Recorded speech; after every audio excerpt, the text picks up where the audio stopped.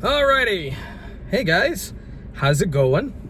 So I'm on the road, not out of the city, but I'm just driving around said city. And you know what? I'm gonna just don't lock it, so that way I can adjust because it's about to get real bright. So I was doing an audition, a different kind of audition, and one that I really had a lot of fun doing. I had a lot of fun going and auditioning. You're gonna see me in this shirt a lot. It's like the nicest, most comfortable shirt that I have. So until it gets hot and I can't wear long sleeves anymore, I'm seeing this a lot. It's kind of my Jay Leno shirt.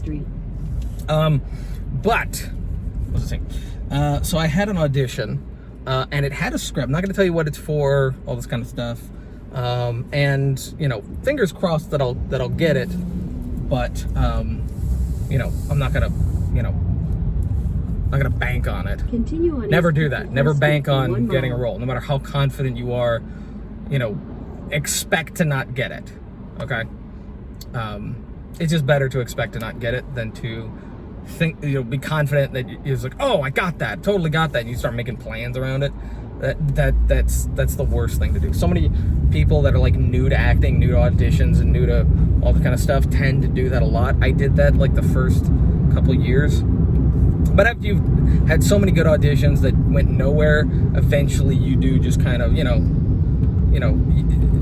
it just becomes another audition. It just becomes another, you know, audition that just, you know, went nowhere. And it's fine. It's not a problem. It's not a big deal.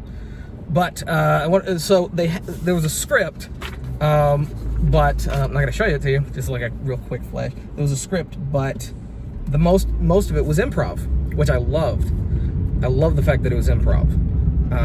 Because it's more kind of like a talk show kind of thing, and so I went, and my goal was to make them laugh. Okay, it's comedy, it's improv, you know, here's the topic, because the script is really, really weird. So I figured the person was the character the host they had in mind was kind of weird. So I went to play it like really weird. So my goal was to make them laugh, and so I basically they had me do 2 takes per line, basically, or per section of the script. It was like 3 sections, so each section got 2 takes. So because it's improv, the goal was not only to make them laugh, but for each take to be completely unique and random and different. Not really to break the character that I had come up with, which is really just me, you know, more exaggerated. And so I did that, and they laughed. There was quite a few times that they like really enjoyed it, and there's you know, other times second takes or something like that where it was just kind of like, well, it was good. So again, I'm not super confident that I got it. I just noticed that there was like a button undone, so I hope that came undone when I got in the car and put my seatbelt on, and not while I was there doing. You know what? If it just got a button undone, I'm like, I'm being crazy. I think it's fine. I think they'd forgive it. But now I am driving home. There's a lot of traffic. It is like 10. It's like almost 11 o'clock. Get home, relax a little bit before I take Steven to work. Use the right 2 lanes to turn right onto Cameron Road. Not here though. Thanks. Oh shit, here? Oh, this is a turn. Right 2 lanes? Oh, I guess I'm still in a turn lane. Am I still in a turn lane? I don't think I am. Excuse me. Sorry, pardon me, coming through. But anyway, I wanted to talk about a couple things as far as like what to do and what not to do when doing auditions.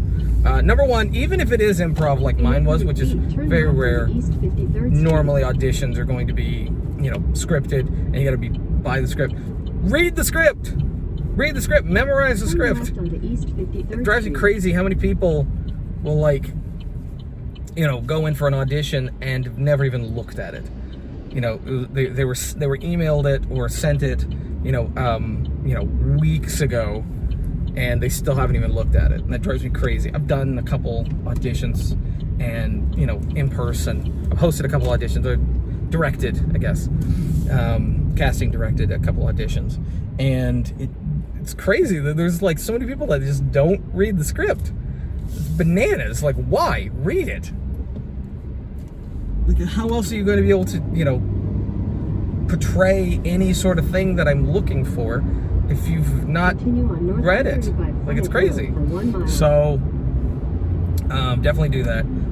Try to bring a headshot, you know, if you have them, if you have one. If you don't, or you're waiting for them to print, you know, from wherever you're getting them printed, that's fine, that's forgivable. But if you have them, try to bring them, as well as a resume, and try to staple it to the back of the headshot, and staple it, you know, just 2 small staples in the corners, and, you know, you're good. Some people like all 4 corners stapled. Some people only want 1 because they might, you know, separate the 2 or put them in a different file or whatever. I don't know. But, you know, make sure it's connected. And, you know, always bring that. Most of the time, most of the auditions that I've done, they don't need that. They don't need the headshot and the resume. But, you know, there's quite a few times that, like, there's been a couple times when they're like, they wanted it, they needed it. Normally it's for, because they're already emailed and sent the headshot and resume from the agency or from you when you auditioned. Depends on where you got it from. And so they're already going to have a digital copy, but they like to have a physical copy just in case. Especially if they're going to put it, you know, because sometimes, like, the casting director will want a physical copy. The director might not, or, you know, one of them will want the physical copy, just to put in their file. Because who knows? They may, you know, it's like, oh, we didn't work for this role, you know, but they were still really, really good. I know I'm, you know, personally doing a project, or if it's a director, it's like, I know there's another role that they didn't apply for, or one that I'm still writing that I might want to hold on to this information. It's just good to make sure that your headshot and your resume is basically scattered all over the place. Hand it off to, you know, as many people as possible. So they didn't take it today, but because I brought it with me, but they didn't. That's my headshot. It's upside down. It looks gray. I don't know why, but I need to get new prints. It just looks dull. Yeah, so I brought it with me, but they didn't want it this time. They said, not today, but, you know, get the call back, bring it back, the call back. So, another thing is get up early. Get up really, really early. So I needed to be up there at like 10:30 in the morning. I arrived at 10:18, you know, like 12 minutes early. But I got up at like 8:30, so 2 hours early, and there were only like 15 to 20 minutes away. It was more like 20 because of the drive, because there was a lot of traffic, and there was just something more construction happening on Texas roads than, you know, any other state, I think. And, you know, so traffic was slow. But once I got out of that, then it was just smooth sailing. It's really, really close. It's an audition place that I go to a lot, and so that was good. Another thing that I suggest is you know, develop over the years, and you get more and more comfortable with, is being you know, polite and casual and friendly and kind of funny, I guess. The goal is you're trying to make friends, but don't come off forced. Don't come off, I don't need this anymore, I know where I am. Don't come off, you know, over the top or exaggerated with like, way too, yay, hey, how's it going? Like that kind of stuff. But just, you know, be yourself, be friendly, be, you know, don't be introverted. That's basically what I'm trying to say. Be a little bit more extroverted, but not obnoxious when you go in. My goal is to, within 20 seconds, 10-20 seconds of me meeting them, trying to make them laugh. That's my goal. Unless it's a serious role, then I come in, you know, very serious. But normally, if it's, you know, just a casual or a funny role or improv or something like that, or, you know, there's no serious tone being set for the room or for the role, I like to come in and try to make them laugh within a very short amount of time. one of the reasons I do that is because, number one, it hopefully it breaks the ice and, you know, makes the communication a whole lot better. Because if one of us is awkward or trouble making eye contact, that's going to consist throughout the entire audition. And I don't want that. I want us to be, we're friends even though we've never met. It's the first time meeting, we are friends. That's my goal, to do that. And so I go in and I try to, you know, crack a joke. Also, it tells me what their sense of humor is, and what kind of, you know, audition and instruction to expect. And also, how comfortable are they going to be with improvised or flub lines. If I come in, and there's this one guy who does auditions a lot, and I know the first few times I tried meeting him, I tried, you know, opening, you know, with like being a little bit more funny, and he was just deadpan. He was serious, and he was just incredibly not rude. I don't want to say rude, but it felt that way. It felt like I'm trying to bring something to this.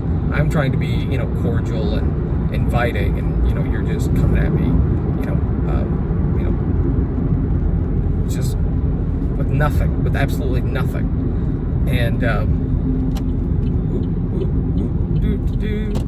and so yeah, so I tried to do that, but there's this one guy who just legitimately would not open up to this day. Just doesn't care.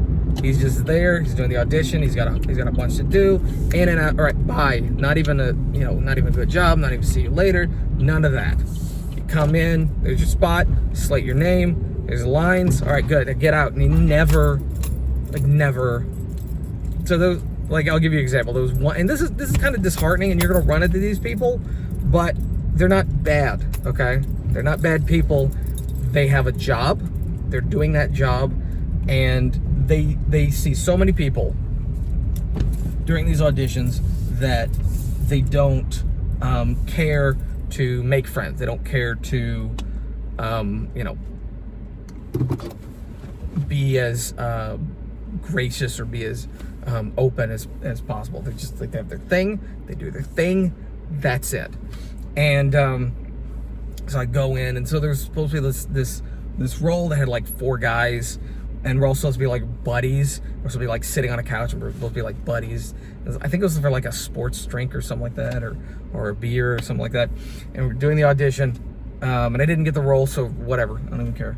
And and we're supposed to be like really, really friendly. So we're trying to be friendly with each other, feel like buds. We've never met, and so we're trying to, in like less than a minute, make up for the fact that we've never met, and try to be more comfortable with each other, feel each other's sense of humor, feel each other's, you know, comfort level. I'm trying to do that so that our audition, each one of our auditions, will feel better. And he didn't like that. He didn't want it. He wanted us to stop talking until he said action. And he's like, hey, shush. All right, don't start talking until I say action. It's legitimately what he said. And you're gonna run into those people. Don't feel bad. Don't feel bad about it. It's fine. There are some people that are put on this earth to be obstacles to the rest of us. And he's doing his job in his office where he does host auditions. He's got a lot of credits. There's lots of films that he's done auditions for, a lot of great blockbusters and stuff like that. So he's a professional. That's his thing. That's how he works. He doesn't have to tell me twice, just once, totally fine. And that was basically like the last time I tried to like joke and stuff like that.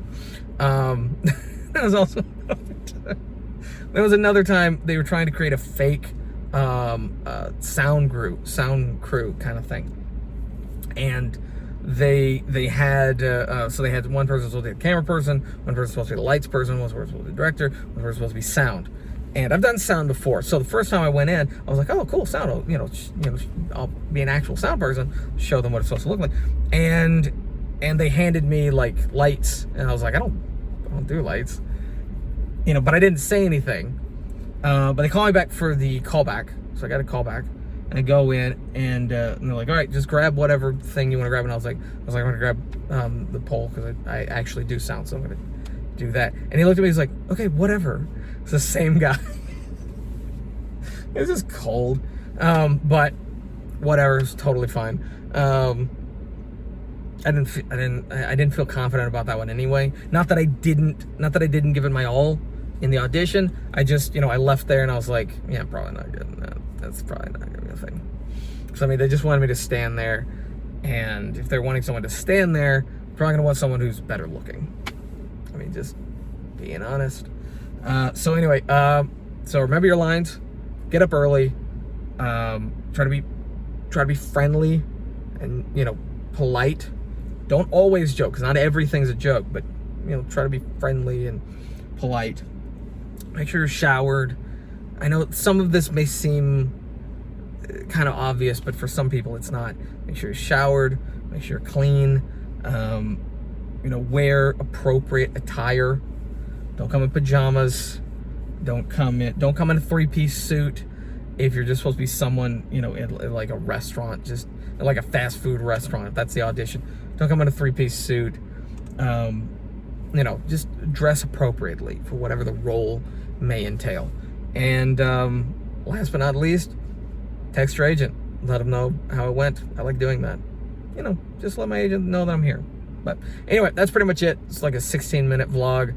Hope you guys liked it. Just kind of an inside into more parts of my day. And when I get inside, I'm going to do a whole bunch of voiceover. And that's it. So until next time, peace. I don't know, is that rude? It feels rude. Peace. There we go. Like whatever.